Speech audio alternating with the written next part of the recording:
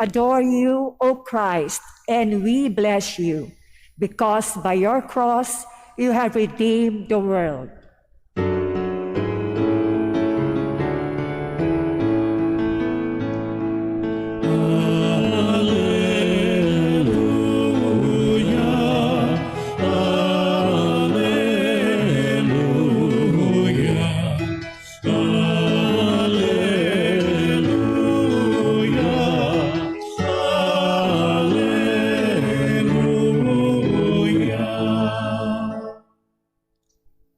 The Lord be with you. And with your spirit. A reading from the Holy Gospel according to Saint John. Glory to you, O Lord.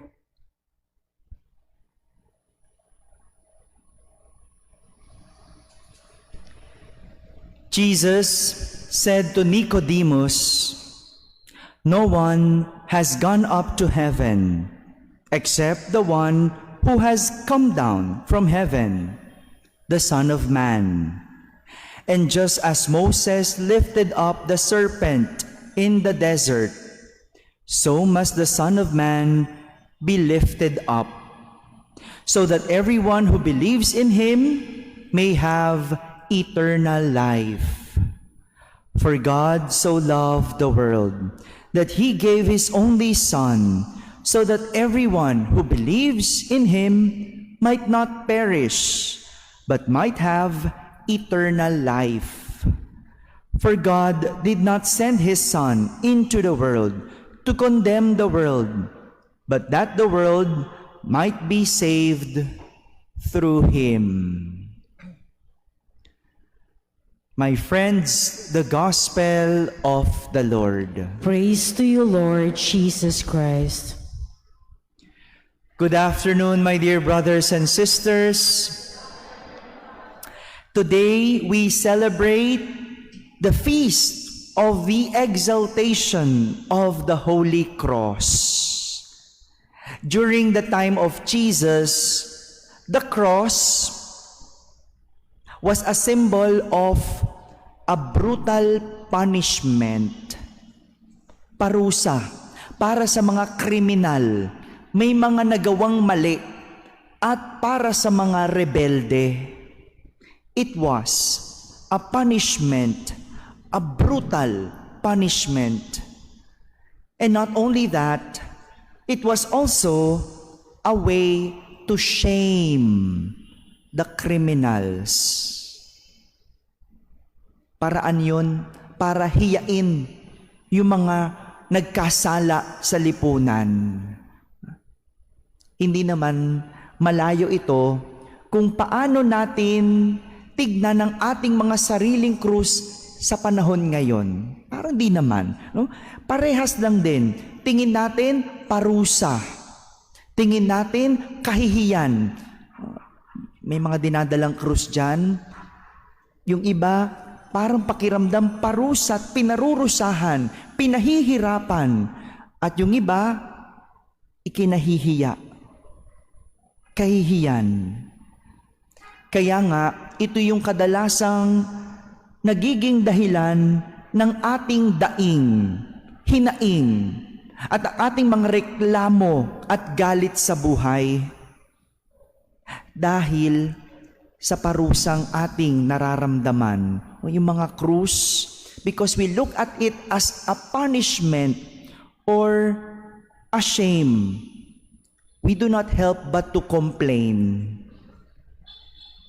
Kung minsan nga, sa Diyos pa tayo nagrereklamo. Binabato natin lahat ito sa Diyos. At ang iba, sinisisi ang Diyos. You know, this is not new to God. Hindi po bago yan. Yung mga naninisi dahil sa kanilang krus sa Diyos, hindi bago yan. Because in our first reading, the Israelites also complained to God about what they were experiencing. Naiinip na kasi sila sa pasikot-sikot nilang paglalakbay sa disyerto. That was their complaint.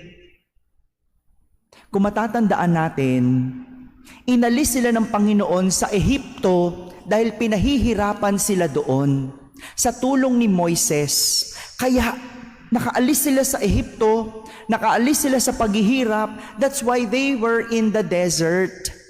Talaga namang naglalakbay ka sa disyerto. At ang reklamo nila, inip na kami. Ang tagal naman nito.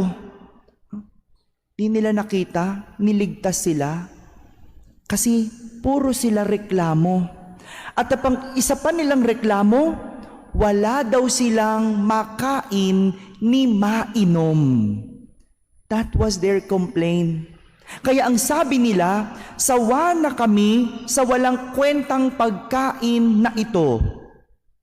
Sa English, sabi, we are disgusted with this wretched food.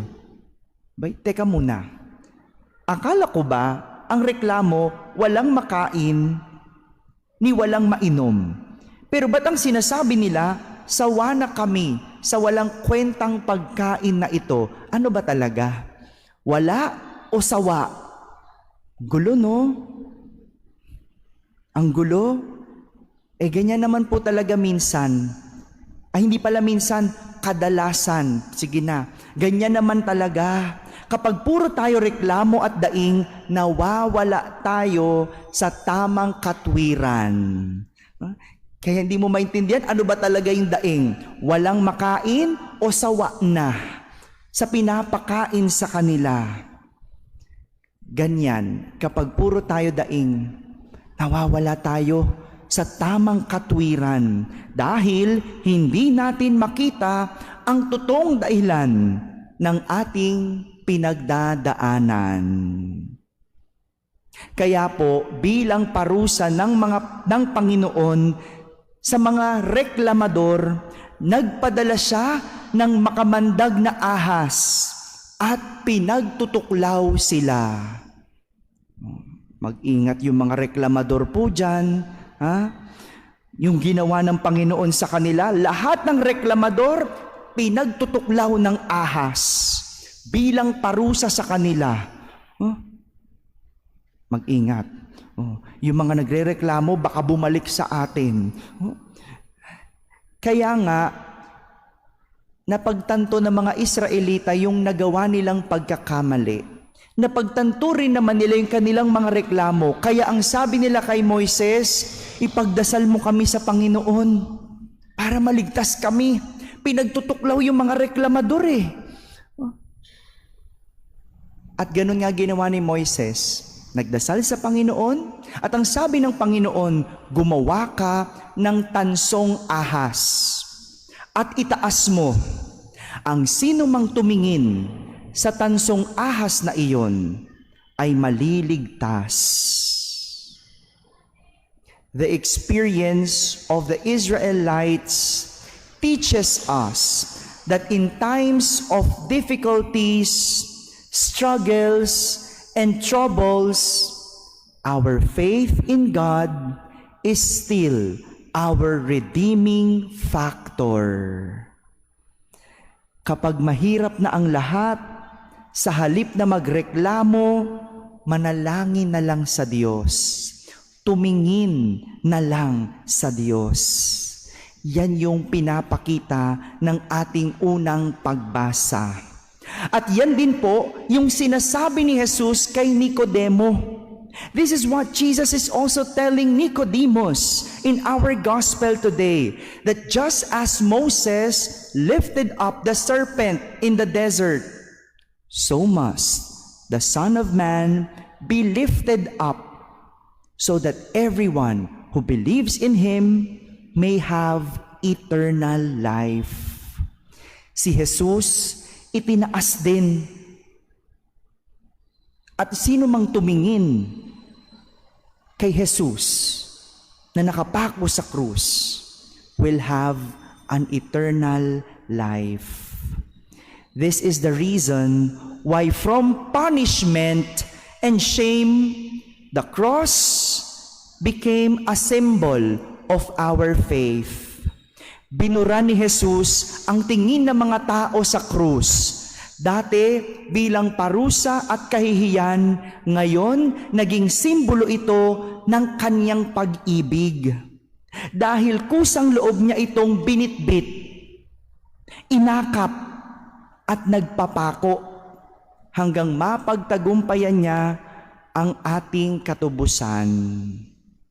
Hanggang mapagtagumpayan niya ang krus. Hindi siya nahiya sa kanyang krus. Inakap niya. Hindi siya nagreklamo. Binitbit niya. At sa huli, nagpapako. Mga kapatid, ito po yung hamon sa atin na may mga daladalang sariling krus. Gaya ni Jesus, bitbitin, akapin, at magpapako. Ang ganda nung imahe ng pagbitbit. Oh, 'di ba? Ang krus, hindi mo pwedeng bitawan. Hindi natin pwedeng bitawan kasi hindi mo naman talaga ito matatakbuhan.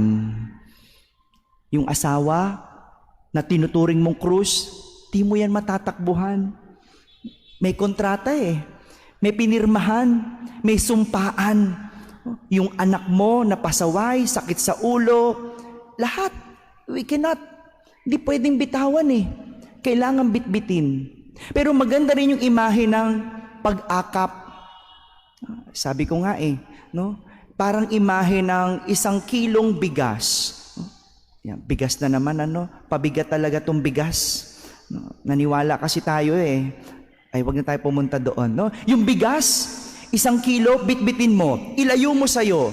Sa una, kaya mo. Pero pabang tumatagal, bumibigat. Diba? So what will you do? Akapin mo. Wag mo lang pasanin, lagay mo sa puso mo. Dahil kapag malapit sa'yo, kahit anong mabigat, kakayanin mo. Matatagalan mo. Embrace your cross. At maganda rin yung imahe ng pagpapapako sa krus. The crucifixion. Di ba pag sinabing napako ka na, ibig sabihin nanatili ka na, naiwan ka na, you stayed, you remained, you became devoted. Napako, magpapako doon sa krus. Stay with your cross. And yes, if you allowed yourself to be crucified on your cross, it will leave a mark. Magkakamarka ka. Yung mga estudyante na ang krus nila ay pag-aaral, di ba? Pag pinagsumikapan, when you become devoted to your studies, yung iba sa puyat, nagkaka-pimples, di ba? Huwag mo kahiya. That will be the mark of your cross. Yung mga magulang dito na naglalaba o yung mga magulang na ikinabubuhay ay paglalaba, di ba? Yung makapalang kamay, kalyo, those are marks. Yung kalyo sa kamay, yung para maitaguyod ang pamilya, halos nagkakalyo ang kamay. Yung magulang na nagluluto, natatalsikan, napapaso, those are marks of your cross. Ang cross, yung pamilyang tinataguyod. Pero okay lang yan. Yung mga paso, yan ang magpapaalala na you allowed yourself to be crucified because you were devoted to your cross. Alam niyo po yung nanay ko, chichismis ko lang konti, hindi naman siya mestisa. No? Tatay ko yung mestizo. No? Yung nanay ko hindi mestisa at ang lagi niyang complain, meron siyang pekas sa bandang kanan, kanyang pisngi. No? Sabi niya, gusto niyang ipatanggal, na aasiwa siya. Kung merong maliit na pekas na kaiba sa kulay ng balat niya. Sabi ko, ba't papatanggal pa yan, ma? Okay naman, hindi naman harmful. No? Nung pinatingin niya, sabi sa derma, hindi naman daw iyon pekas. No? A discoloration. No? Sabi nga sa term ng derma, melasma. Discoloration kasi sa init ng araw. Yan ang sabi niya sa akin, sa init pala to ng araw, di pala to pekas. Sabi ko, hindi ka naman mestiza, ma. Bili mo yun, how? paano nagkaroon ng pekas? Hindi ko ma-imagine. Sabi ko, bakit ka ba kasi nagpapaaraw, ma? Naalala niya, nung mga bata pa kami, meron kasi ang negosyo namin, garment. Tuwing nagdi-deliver sila ng papa ko ng mga tinahi namin, ng mga damit, no, sumasama siya sa delivery. At yung pang-deliver ng sasakyan namin, hindi naman aircon. So sa harap, nakaupo, sa kanan, naaarawan lagi yung mukha niya. And I told her, wag mo na patanggal. That is the mark that you once allowed yourself to be crucified to your cross. Ang krus niya, kami. Pag-aralin kami sa exclusive school, 4 kami magkakapatid, sabay-sabay nag-aaral. Hindi ba krus yun? And ang hirap nun, tinaguyod. But she did not only carried us, she did not only embrace us as her cross, but she allowed herself to be crucified as a devotion to us. Ngayon, hindi yan pangit, ma. Maganda yan. Because that is the mark of your cross. Na minsan kami iyong naging cross. Lahat tayo may ganun. For a cancer patient na minsan dinala ang sakit, yung marka ng opera. For someone na, yun nga, na, nagpakapagod, yung mga OFW, ang iyong mga marka, yung mga anak na nakapagtapos, mga anak na itataguyod. We all have our own crosses. Remember this, for those who have cross to carry, though heavy, with God's grace, in the end, it will be your glory. For those who have a cross to carry, though heavy, with God's grace, in the end, it will be your glory. Amen.